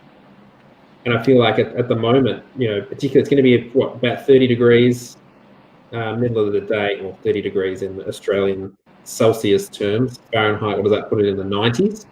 Yep. I'm fascinated to see how it unfolds, but I'd keep an eye on Coco. This is probably the only time I can think of in 2020 that Coco has been value in my eyes. Wow. Well, I love the different perspective there. Maybe we get locked into our our takes or our views on things, and I think you brought a great alternate perspective there for me to look at here with Coco's ability to absorb power. Yeah, as long as he's wrong. Yeah, if Sabalenka wins comfortably, I can happily delete this stream off the face of the internet. So I like it. And I think, yeah, and look, that's the beauty of social media, isn't it? That you can crop. We've been going for 90 minutes now. I'm sure you could crop at least about 35 seconds of quality content out of this and put it out as we're the smartest people in the world, and just ignore the 8 minutes of absolute crap that we've probably put out there as well. So but we will persist. Hopefully, people find this enjoyable in some capacity. Yeah, Go ahead. This is probably the most fun that I can have at 20 to 1 in the morning while my state is in lockdown. Yeah, definitely. I'm effectively under curfew at the moment. That's no fun. Nice hold there by Giorgi, by the way. Mertens got her deuce, but then she closed the door pretty quickly. Jorge agrees, by the way. He thinks wow, value for some reason. Well, now I feel terrible. Maybe I should just buy out of my Sabalenka. Come to the dark sweet CLV. Give up on all that sweet CLV. Jorge and I agree, you're in all sorts of trouble. Well, if I'm betting against Jorge, I just hope that Jorge doesn't actually bet on Coco Gauff, because I'm like 2 in 8,000 betting against Jorge. So let's hope he just sees the value and doesn't take it. So it looks like Mertens is serving here at 6-4, 3-2, love 15. Just while that unfolds, guess maybe if we quickly go through the other Lexington matches we've got. So we're about 20 minutes away from match start for the first one on court, which is Jabeur versus Bobotsova. Any thoughts on that particular match? It's so tough to handicap Jabeur matches. I mean, she's a really intelligent player. She hasn't injured herself yet this week, so she is deserving of being a favorite here. But I like Bobotsova. She's a really smart player. Again, another world team tennis player, so has been playing competitively, should have some edge to her game. I think maybe an over here is a decent look, but I stayed away from it. I think the pricing where it is makes sense. Did you have an angle spread? Well, I think that I'm highest on Jabeur out of everyone in our you've got the outright. We all discuss. Yeah, I have the outright on her, and I was expecting this to be her breakout year. I thought the new commitment to fitness was the last thing that her game needed. I love the variety that she's able to play the game with. I like that she can defend and attack depending on the situation. So I like Jabeur here, but I don't think that they've priced it in a way that I'd want to bet the match. But I'm very happy that this is the second round match for my outright. Yeah, for sure. This is probably going to make more sense to you, just as it looks like Giorgi, she's brought up triple break point. So Jabeur had to travel from Tunisia. So she had to fly to New York via Paris, but then a storm forced her plane to land in Detroit. And then she eventually made it to New York 7 hours later, and then had to drive from New York to Kentucky. Why would she just drive to Kentucky from Detroit? Well, she probably still had the plane ticket, I'd guess. Yeah, but I think you're further away. Like I don't have a map of the United States up, but I think the time it would take you to fly to New York and drive to Kentucky, you just leave Detroit to be in Kentucky already. But anyway, I'm sure it's tough. But bad job by the travel secretary. Yeah, I saw that, but do you think that the rest day yesterday kind of mitigates that, and that gave her a full day to just acclimate, nap if she needed to, practice at her convenience? I would have been a little worried if she had to play straight on, but I think the rest day kind of mitigated that. And just a question in the chat there. Yes, She did. Jabeur did play in the UTS. She played one match. That was in France. It was about 11 days ago, I think. 11, 12 days ago. So I think she went home and then started her travel. I don't think she was, obviously at the moment for these players, they're not really sure when they're next going to be home, given the scheduling and where they're going to be going and what potential quarantine periods may face them once they finish up in New York in a couple of weeks' time. I love the roll 40 to deuce here for Mertens. Does she make it to deuce? Mm-hmm. Excellent. So this is another one of those games. It's similar to that 7th game in the first set that is looking like it could be a little bit of a key one way or another. It's got to be tough for Giorgi to watch 3 break points go down like that, and if she's not able to get this break here, it has to be really disheartening. Mertens is knowing that first serve is key, and like I said, not afraid to go to the forehand. She's just getting it in because the second serve, and I'm seeing on the screen now, 75% break points saved. I would say that's unsustainable, but we're so far into the second set, she might be able to squeak it out. Well, I think they're the first. Those 3 just then were the first 3 that she saved. She was 0 for 1 before that. Oh, okay. Well, that makes sense why it's not skewed. Okay. That's got it a 3 out of 4, but she's got a 4th one here that she's facing. So we'll see what takes place here. So we've got Jabeur versus Govosova first up. Then we have, following that, Linkova versus Buzkova. Now, do either of you two have outrights on any of these 2 players? No. I thought about Buzkova, but she hasn't been playing a lot, so didn't want to grab her. And the number wasn't very good either, but looks like she's a favorite here. I'd expect her to win. I mean, I know Blinkova's competitive, though, on hard courts. This might be a little closer match than the line indicates, I think. Yeah, I think so as well. I don't think there's any value in Buzkova's price there. And I know Blinkova did win their other match in China at the end of last year, but a lot of water's gone under the bridge since then. I think the break actually might have done Buzkova a bit of good because I did see her live in Brisbane at the start of the year, and she didn't look herself. What else have we got here? So then we've got Coco versus Sabalenka, which we'd already touched on thanks to some of the comments in the chat there. And greetings from Mexico, from Jose. Welcome to the chat. Thanks for joining us, and thanks to those who are listening along as well, as we are now entering, heading towards an hour 40 of this particular match of Mertens and Giorgi. And looks like Mertens has just eked out a game point here on serve after saving 4 break points. So hopefully she can continue on her merry way at the moment, fingers crossed. The last match from Lexington that we have today is Magda Linette versus Jennifer Brady. Thoughts on this match, gentlemen? I've got the over here. I've got over 20.5 games. I think that there's even a good chance this goes 3 sets, but Brady, again, playing World Team Tennis, didn't play very well there. I thought Linette looked pretty good in her last match. It was kind of a funky match, though, because the market came in against her, still comes out and wins big. And, again, here, I think Brady, let me see what the price movement was here, but I think Brady has taken some money again. So, starting to bit. 182. It looks actually, it looks like Pinnacle. She started at 182.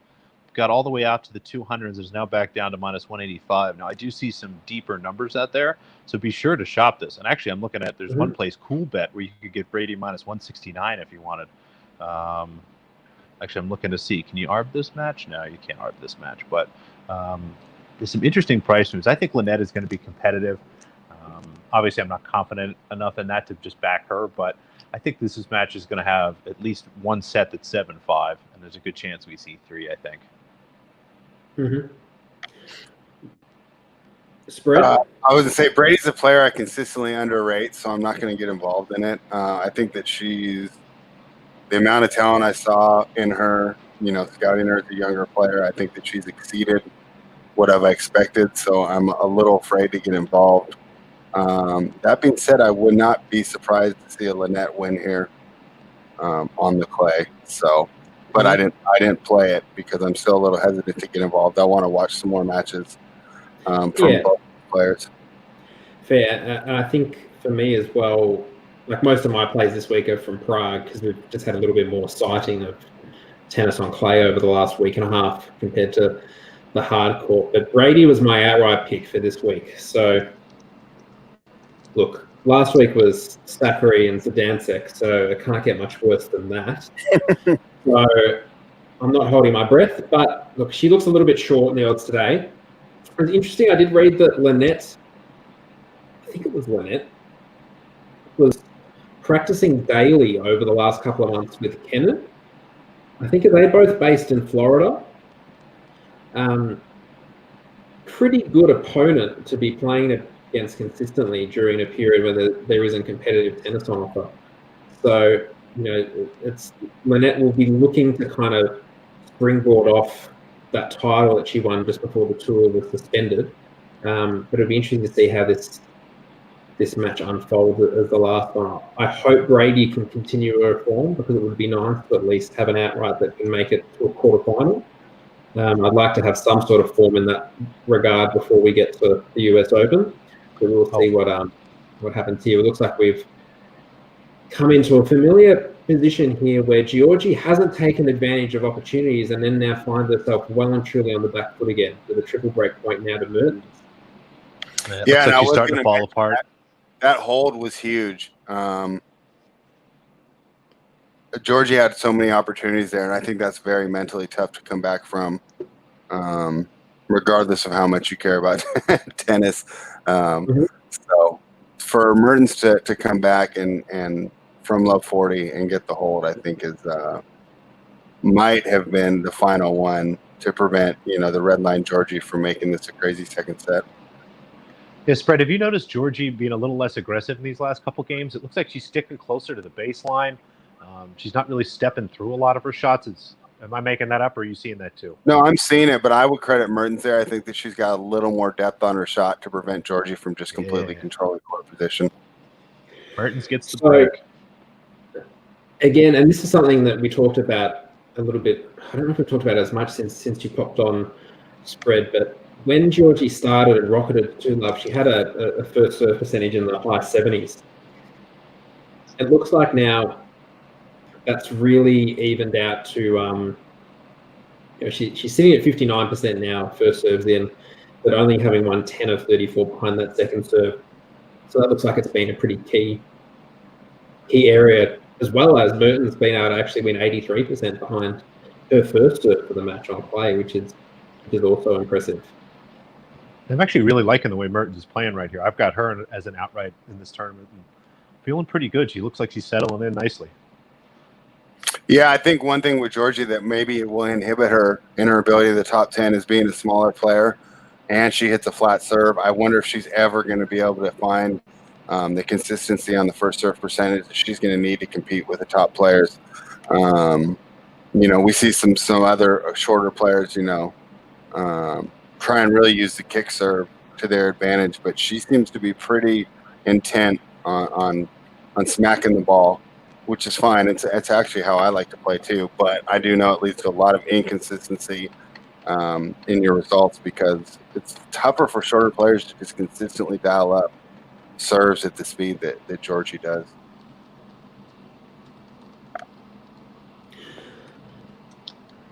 Alrighty, so after an hour 43, we've finally come to a point where we have Mertens now serving for the match at 6-4-5-2.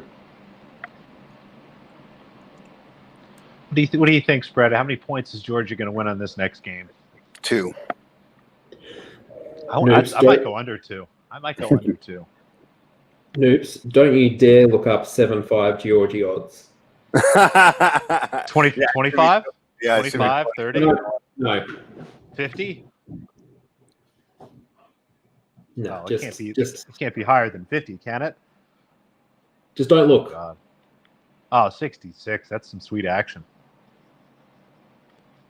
No, I think, like we talked about, I think that last, not losing all 3 of those break points and Mertens getting that hold has pretty much broken Giorgi's back at this point. I think she's Looks like it's 15 love, and again, spread you guessed 2. I would have taken under 2 for a decent sum of money if you'd have taken that wager here. I think that Mertens we're looking at 40 love, 40-15 here. Nothing too complicated. So, well, let's I hope see. I mean, after Petra this morning, it would be good to get a win under my belt here. So this is only my second match of the day that I wagered on. Well, that's good. All 3 of us lost Martic this morning, and now we're going to hopefully get some of it back here with Mertens. So 1-1, I guess we're a little juiced out today. Definitely. But I still like the play. I'm just so surprised at the result. So you give Pliskova credit. Yeah. And go ahead, Steve. I'm stuck now because now that I'm looking at the odds of Bogdan against Pliskova, I'm torn because I need to go back through, but I'm pretty sure that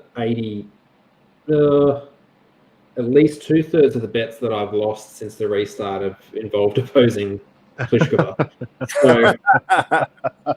And one of the bets I wrote up and then didn't play was Pliskova to cover her handicap against Irani, so which wouldn't have happened.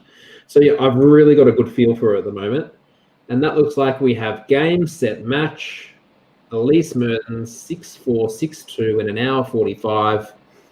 Trailed a break early in that match, and I think Giorgi also had that game point for the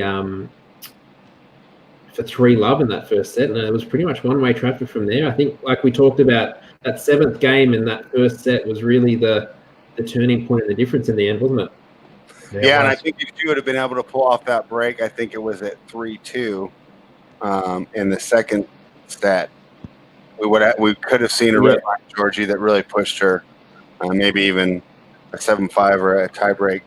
But when she was able to come back from love 40, I think that's very tough mentally to handle. So great job by Elise there, and it's kind of nice to see how I figured the handicap kind of come through as the idea is, 2 talented players, but one that's just a little bit mentally tougher and one that's going to make less errors on the big points. And I think that's what we saw from Elise today. Yeah, she looked good. She's smooth. I'm feeling good about my outright here. It looks like she's got the winner of Zidansek, Genie, and then the winner of Bogdan, Kristina Pliskova. So she'll probably lose to Pliskova because that's just how this week's going to go. Yeah, I mean, it wouldn't even surprise me that much at this point, right? I mean, Steve, can we get an outright on Pliskova? Is that a thing we can do still? Is it too late? Don't do it. Well, if you're going to do it, you're going to have to pay me to oppose her every match, and then you'll be fine. Well, that might work like that. I'm trying to remember that.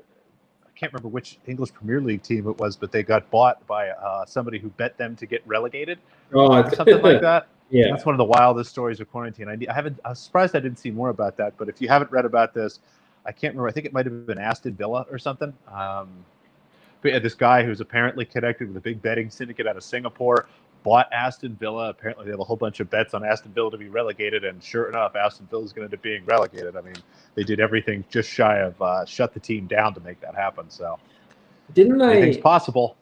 Didn't they have to tamper and lose points to actually fall back into relegation? There was something along those. Anyway, yeah, I don't remember the whole story. It's very interesting, but it's of course on that kind of level. I can definitely get you. Oh, there it was Wigan, maybe. But either way, yeah, check that out. But if they could do that on that level, I can certainly pay you to bet against Pliskova every match. I think I'm going to have to go Bogdan. I'm going to go back on my word. But that's okay. Anyway, we can cross that bridge tomorrow. So we'll just have a quick look through the stats of this Giorgi versus Mertens match. So 5 aces to 3, 7 double faults for Giorgi. 4 of those came in the first set. The first serve percentage dropped in the second set for Giorgi, and it looked like everything else was pretty consistent there. That it was really first serve or bust. Mertens able to win 70% of return points on that second serve. Breakpoint saves,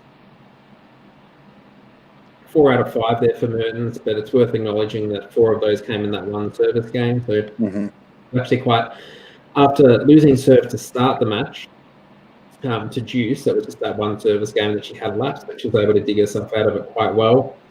Giorgi faced 9 break points there, and they came across We've got 1, 2, 3, 1, 2, 3, 4, 5 different service games. So certainly Mertens was the more consistent on the return there. I don't think we're really going to be able to glean too much else from these stats here. It looks like I think we Noops and I both took about $2 for Mertens to win this one, and she certainly closed shorter than that, which was good to see. And glad to get a win away on a live stream, because there is nothing worse than sitting through a 3-unit selection losing with a camera in your face. So Yeah.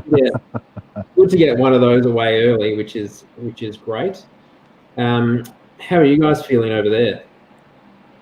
Good. Getting ready for my day. It's just about 11 o'clock in the morning. I'll probably have a little lunch or something. Maybe I'll make tuna salad. It's like a tuna salad kind of day. Get into, watch a little bit of this Jabor match. And Spread, how many more hours till basketball? When does basketball start today? There's a couple games that are awful, but I know we've got Clippers Nuggets tonight, which should be a lot of fun. I honestly hate the NBA slate today. I still have some work to do on it. And I'm definitely not excited about the numbers that the bookmakers put out. So it wasn't one of my favorite days, I'll tell you that much. I looked at the lines and I said, that seems about right. That seems about right. You know, and I have a little bit of work to do on that, but you know, it's tough. Overall, we're pretty much just gearing up for next week, just like these teams. Yeah, it's tough because, again, the motivational spots, and we talked about this earlier, Steve, when it was just you and I, but, Spread, as you know as well as anybody, there's really only 1 or 2 teams that have anything left to play for. So be sure when you're betting these games to go small unless you have a really strong angle and you know that your team has something to play for, which I think really only one game qualifies for that today. So, and I think we'll that's a fantastic similarity between handicapping tennis and handicapping NBA. I think 2 of the things that are very similar are handicapping motivation and, of course, the travel and the fatigue.